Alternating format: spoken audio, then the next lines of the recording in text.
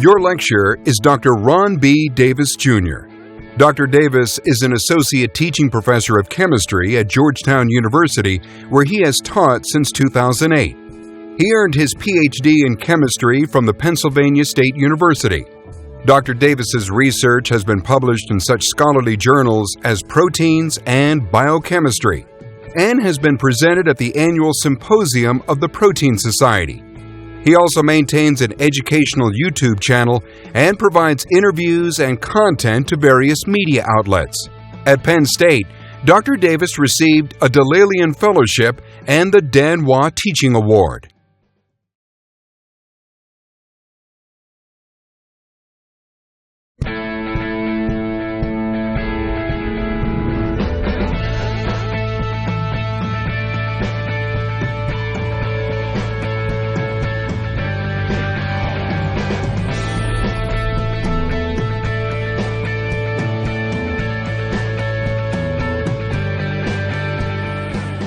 What do you think of when you hear the word chemistry? Chances are you may think of a researcher creating the next world-changing polymer, maybe a doctor carefully selecting a drug dosage for a critically ill patient, or an engineer deciding what sort of lubricant or gas to use in his or her latest device. Now dig a little deeper and you may contemplate how a firework detonates over the skies of Washington, D.C., producing a spectacular display of color and motion. Or how the almost microscopic bulbs of gas in a plasma TV emit light in response to electrical stimulation, creating a high-definition image for viewers to enjoy. Now really let your imagination run and think about the greatest chemist of all, Mother Nature. The metallic core of the Earth generates a magnetic field to protect us from solar radiation.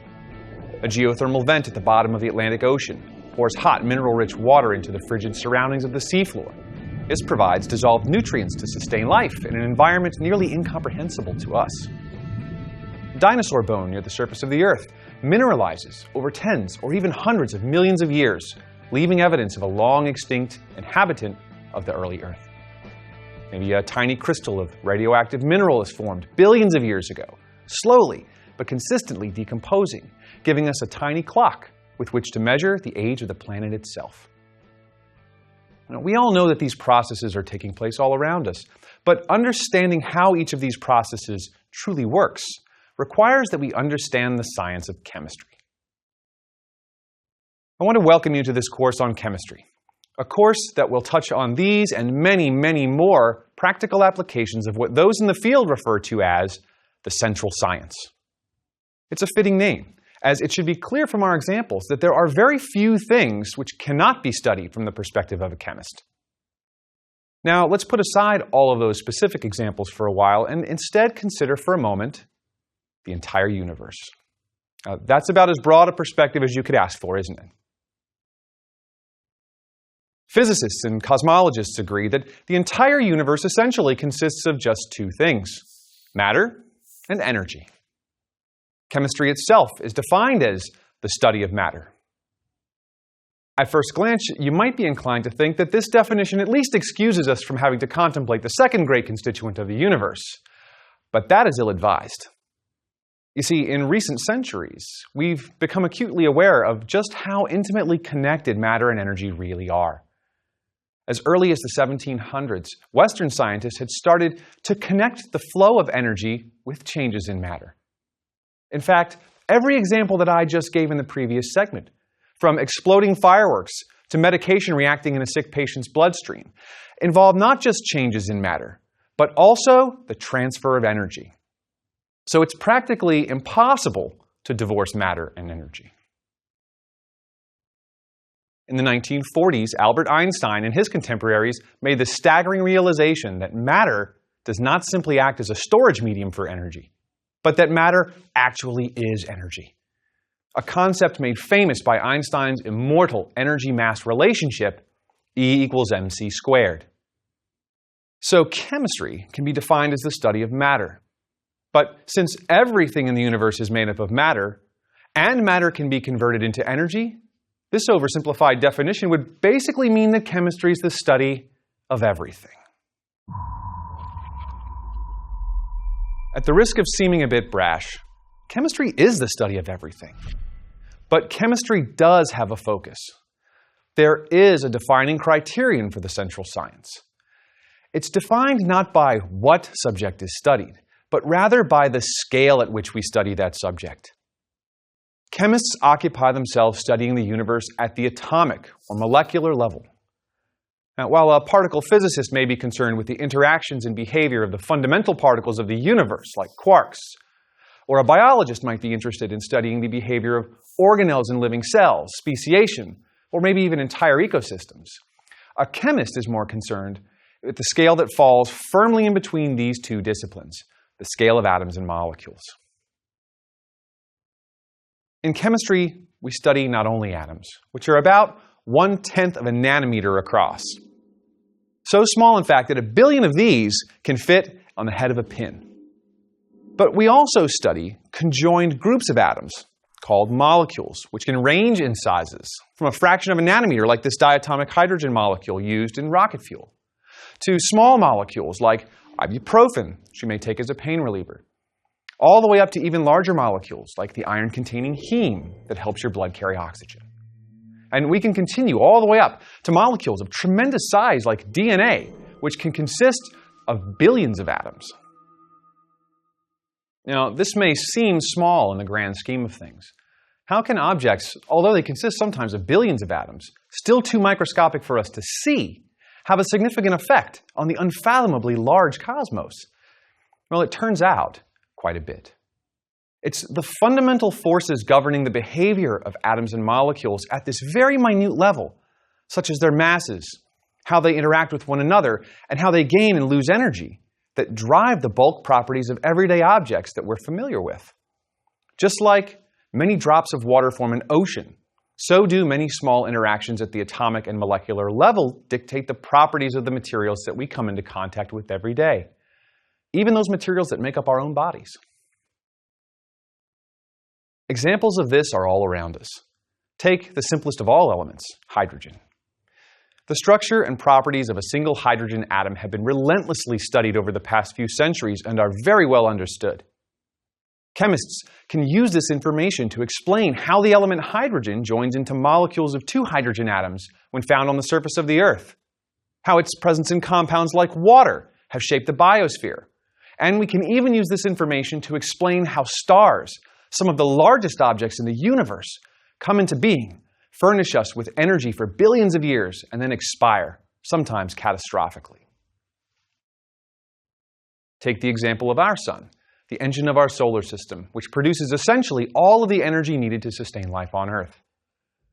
This massive celestial body, weighing in at just a shade less than 1 million times as massive as planet Earth, generates this energy using hydrogen atoms so small that it would take about 5 million of them lined up to stretch across the head of a pin.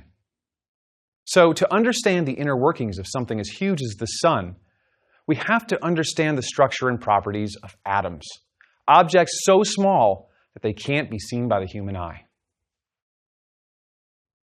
As chemists, we study the behavior and properties of atoms and molecules in a lab, then multiply what we observe by factors so astronomical that they're truly staggering.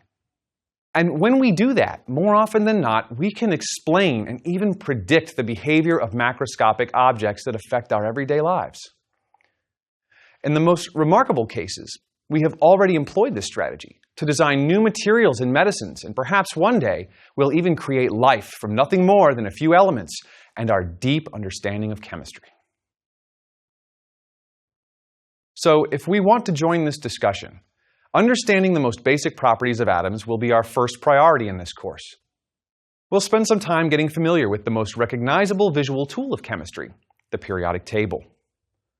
This remarkable construct organizes the most fundamental substances that make up our universe in a way that spatially demonstrates many, many trends in their properties. This table was not only 200 years in the making, but encompasses thousands of years of human thought on the composition of matter. It truly is the pantheon of human understanding of the elements. But there's more than one way to organize these elements. We're going to discuss the traditional organizational scheme and also take a look at a few newer constructs that convey different types of information. But we won't be stopping there. Only about 100 elements are currently known to us, and even fewer of those form naturally. Just imagine a world in which there are only 100 substances to choose from for the construction of all things material. That's a pretty boring proposition. So we're going to quickly shift our attention from the structure of individual atoms to the many ways in which atoms can be combined to create a huge library of materials with properties so varied that the possibilities are virtually limitless. To add to the complexity, there's more than one way to combine atoms together into molecules with what we commonly refer to as chemical bonds. It's the structure of atoms which allows us to predict and explain their bonding, and in turn, the bonding which helps us to understand how molecules behave. From that point forward, we'll be able to explore a tremendous number of materials and processes. There is practically no question that we cannot begin to answer. Why is ice, solid water, less dense than liquid water? Well, this property of water is actually quite unusual, and it also turns out to be critical to the survival of life on Earth. The key to understanding it lies in understanding the details of how hydrogen and oxygen atoms bond to one another. Why does hydrogen mix with oxygen explosively, while helium does not?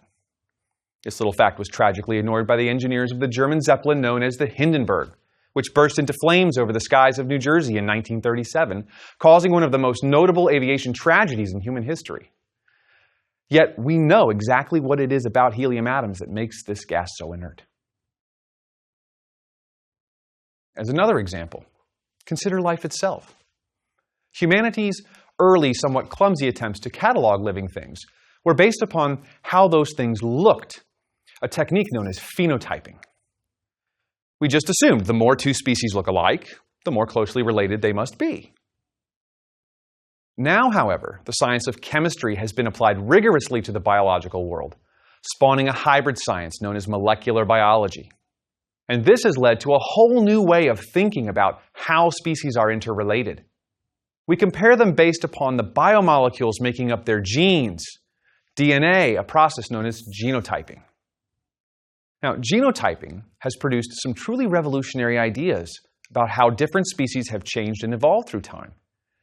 And it all relies on understanding the fundamental forces holding individual molecules of DNA together.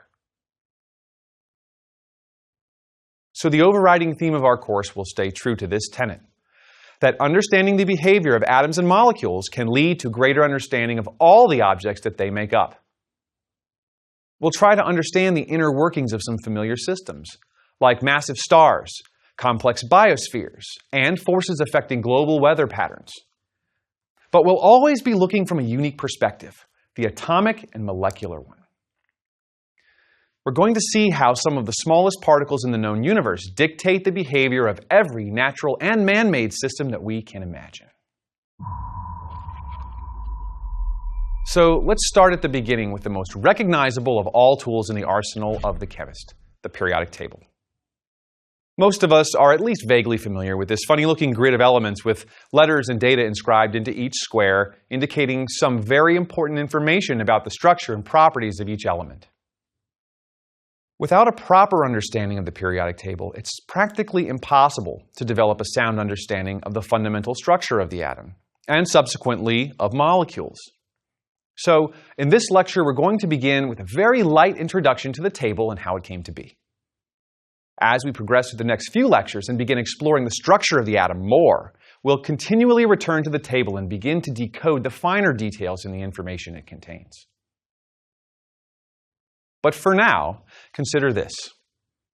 The idea that all matter in the universe is composed of fundamental particles is pivotal in the development of chemistry. But it's not a new idea. Thinkers from civilizations as old as ancient Greece and China independently advanced the theory that there must be just a few basic materials which combine in various ratios to form all other materials. Let's begin with the philosopher Thales, who's widely credited with being the first philosopher to grapple with the concept of fundamental units of matter. Thales offered a theory that all matter was created from just one fundamental substance, water. He suggested that this fundamental material took on various states, such as botanical water, geological water, meteorological water, and so forth, and that combining these different forms of water created all the material in the universe. But over time, other Greek philosophers began to find it difficult to believe that all complex materials were made of just one type of fundamental particle. And so they began entertaining the notion that there might be more than one basic material. It was the only way to explain the remarkable diversity of the matter they observed around themselves. Thales was about to be overruled. Empedocles is famous for first postulating that there were not one, but four fundamental substances: earth, water, fire, and air. Now, he called these fundamental substances elements and theorized that they combine in various ratios to make up all the other materials in the universe. He seemed to be onto something here. Having a library of just a few fundamental substances meant that they might be combined in various ratios, thus creating a continuum of compositions, offering a buffet of materials that was virtually infinite. About a century later, the famous thinker Aristotle theorized that Empedocles' elements had specific properties that could be used to organize them. He suggested that earth is cold and dry, water is cold and wet, fire is hot and dry, and air is hot and wet. Of course, today we know that Empedocles' elements are not true elements. But that isn't what's most important about what came from this discourse. What is most important is this: Aristotle organized his elements spatially based on their properties. He created a graphical representation of the elements as he understood them, and his arrangement organized them by similarities and differences in specific properties. Now, you may find it hard to believe, considering it was first done with materials none of which are actually elements. But this simple idea of arranging elements based on their properties is the essence of the modern periodic table. Now, let's fast forward through nearly 2,000 years of history, arriving in the 1700s. It was during this century that Western scientific thought was beginning to awaken from the Dark Ages. And a looming industrial revolution was expanding their imaginations and the bankrolls of quite a few of a generation of European aristocrats. With all the time and resources needed for scientific investigation, these wealthy scientific pioneers stood poised to make a series of scientific breakthroughs that would change their world forever. One such aristocrat was Antoine Lavoisier, a French nobleman with a keen curiosity about the nature of matter. It was Lavoisier and his contemporaries who first began to chip away at the 2 millennia-old idea that water, air, earth, and fire are the fundamental elements of matter. For his part, Lavoisier did this by decomposing water in the presence of iron metal. Now, iron likes to rust. We all know this. And rusting of metal is a process in which the metal reacts to become what we would call a metal oxide. So when iron became iron oxide, snatching the oxygen from water, what remained was a gas made of what was left of the water molecules. Lavoisier demonstrated that he could collect this gas in a separate container, then burn it in air to regenerate water. He called his element hydrogen, meaning water maker, because it could be burned to make water. Now, stop and think about that for a moment. Clearly, water must be made from simpler materials. By disassembling it and then reassembling it, Lavoisier had effectively closed the book on a 2,000-year-old paradigm that water was an element. Elements cannot be disassembled and reassembled, but water can. Lavoisier and others continued work in this vein, cataloging a few dozen of the elements that we know today. In 1789, he very famously published what is commonly regarded as the first modern chemistry textbook. His work contained a list of elements which had been discovered up to that point in time. But a list is not a table. So how did the elements in Lavoisier's list ultimately become arranged in a table? That part of our story starts a generation later with a German scientist by the name of Johann Dobereiner. Now, he re-inspired the concept of organizing elements by their properties. In 1829, Dobereiner noted that known elements with very similar properties tended to group themselves into groups of 3. For example, lithium, sodium, and potassium are all soft metals that react readily with water to form very alkaline solutions. This property eventually led to them being dubbed alkali metals. Now, he also noticed that calcium, strontium, and barium all combine with oxygen in a 1-to-1 ratio and are commonly found in this state in nature, eventually earning them the classification of alkaline earth metals. Let's do a third example. A third example offered by Dobereiner was this one: chlorine, bromine, and iodine. Now, all of these elements are found naturally occurring as salts in combination with metals, like the sodium chloride in table salt. But Dobereiner's triad model seemed to ignore a few relationships. For example, beryllium and magnesium, which were known in his day to act like alkaline earth metals.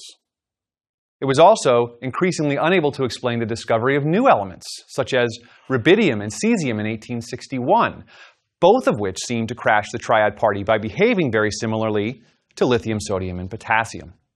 Or that of fluorine in 1886, which behaves very similarly to the halogens. So in spite of Dobereiner's inspired effort, he was somewhat clearly destined to fail. It would be another generation before the puzzle of the elements finally started to give up its secrets. And the right man in the right place at the right time was a Russian chemist named Dmitry Mendeleev. Mendeleev played the same geometric game as Aristotle, but with two very important differences. First, he had 63 accurately known elements to work with instead of Aristotle's mistaken 4. Second, he had the benefit of superior measurement techniques, which gave him the atomic masses of each element and a way to observe how they reacted with other elements. The genius that Mendeleev applied to this long list of elements was to arrange them in a grid based on their properties and their known atomic masses. He famously carried a deck of cards with him, one that he made himself, containing a card for each element. And the game that he played with these cards ultimately created the first generation of the modern periodic table. Let's take a look at the deck of cards that Mendeleev would be working with. Now, this is not an exhaustive deck of all the elements that he would have known about, but this is a really good sampling, and it's going to allow us to demonstrate his concept.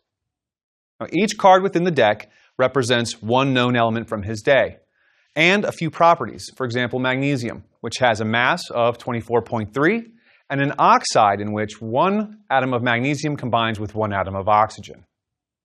So let me put my card back in the deck here. Now, remember that Mendeleev's deck would have more information, but I'm just going to use one particular characteristic to demonstrate exactly how he went about this. So here's our deck of cards again. Now, the first thing we have to do is remove hydrogen, because hydrogen has a very special place. It doesn't quite fit in, and that actually was something that puzzled him a little bit, but we're going to get rid of it for now and think about the rest of Mendeleev's deck of cards. So let's get down to business, aligning our cards in order of increasing atomic mass, starting with lithium, beryllium, boron, carbon, nitrogen, oxygen, and fluorine. As you can see, the mass is increasing consistently as we move from left to right across the row. And so far, notice that the properties all look fairly different. Right? Lithium combines with oxygen to form a 2-to-1 complex. Carbon makes CO2, where there's 2 oxygens per carbon. We have nitrogen, which makes lots of different oxides, and fluorine, which tends to appear in metal salts. So a wide variety of properties when we align them in order of increasing atomic mass. Let's put our next card in place, though. Now, when we place sodium into our outline of cards here, you'll notice something's happened here. I've got a similarity between sodium's behavior, which forms a 2-to-1 complex with oxygen, and my first card, lithium's behavior. It also makes a 2-to-1 combination with oxygen. So what Mendeleev decided to do was not to place sodium at the end of the row, but rather to move it underneath of lithium. Now let's continue lining up our deck and see what happens. Magnesium, aluminum, silicon, phosphorus, sulfur, and chlorine are next. And sure enough, when we do this, we notice that that same trend continues. Lithium and sodium having similar oxides, beryllium and magnesium having similar oxides, as well as boron and aluminum, carbon and silicon, and so on, all the way up to fluorine and chlorine, which both tend to be found as metal salts in nature. So by now, Mendeleev knew he was really onto something. So he continued, placing potassium at the beginning of yet another row because its oxide is also a 2-to-1 ratio, just like sodium and lithium. Calcium fits the trend as well. But once he got past calcium, he noticed something interesting, that he could get arsenic, selenium, and bromine, known elements of his day, to fit into his table if he placed them underneath of phosphorus, sulfur, and chlorine. But this left gaps in his table. And this is one of the really remarkable things about Mendeleev's periodic table. He was able to determine that there must be two yet undiscovered elements no one had ever discovered before. And not only that, he was able to take a pretty good stab at predicting their atomic masses and their properties, specifically in our case, how they combine with oxygen. And sure enough, when these elements were discovered, they had properties that were strikingly similar to what Mendeleev had predicted. Mendeleev's grid-style table of the elements was so amazingly simple, so accurate, and so powerful that he was even able to predict the existence of properties of yet undiscovered elements by searching for those gaps in the patterns. But the periodic table is not just a relic of history. The modern periodic table contains not only the 90 or so naturally occurring elements, but nearly 24 more, which have been created in laboratories around the world over the years. The legacy of researchers like Mendeleev and Lavoisier is alive even today as modern chemists and physicists have pushed the boundaries of nature itself, extending the catalog of elements beyond those found in nature in search of new, man-made elements with yet undiscovered properties. For example, in 1955, at the Berkeley National Laboratory in California, a new element was created by smashing two others together with such force that they combined, forming a new, heavier element that, to the best of our knowledge, has never existed before. In honor of his contributions to our understanding, this element was named Mendeleevium. Even today, our quest to populate the periodic table continues. In 2010, a team of scientists working at the Joint Institute for Nuclear Research in Dubna, Russia, created the 117th element of the table. An element known as berkelium was bombarded with calcium atoms moving at about 1/10 the speed of light in order to create a collision so forceful that the two atoms combined, creating yet another elemental substance that, to the best of our knowledge, has never existed before. This element is so new that as of this taping, it still hasn't been named. These newer elements give us great insight into the forces that hold atoms together and give them their characteristic properties. And with each new element discovered, we learn a little bit more about how the structure of the atom influences the properties of all matter in the cosmos. So let's sum up what we've discussed. We've discussed how chemists study practically everything, but that we do so on a scale unique to our science. We considered the remarkable fact that understanding the behavior and properties of particles smaller than a nanometer across can be used to predict and explain the properties of objects of all sizes, from the machinery of microscopic cells all the way up to immense celestial bodies. We talked about the concept of fundamental elements that can be combined to make all other substances we see, and how ancient philosophers like Aristotle started us on the right track by proposing the existence of fundamental elements. We saw how it took a couple thousand years before some of those elements were correctly identified, and how it was a Russian chemist who played a famous card game with the list in his day to create a periodic table of the elements, one of the most recognizable and powerful scientific tools ever devised. Finally, we took a few moments to consider how the quest to identify and characterize new elements continues even today in the form of supermassive elements created under incredibly high energy conditions by physicists. The next 59 lectures are going to take us on a journey from the familiar to the unusual, from processes going on right outside your door to the other side of the galaxy. But it isn't the distance of the journey that is truly remarkable. What's most remarkable is that the journey will be viewed through the eyes of a chemist, constantly considering the roles of atoms, elements, and the bonds that they form in everything we see. So our first task is going to be to learn the language of chemistry, to understand how we measure and describe matter on the atomic and molecular scale. That will happen next time as we discuss matter and measurement.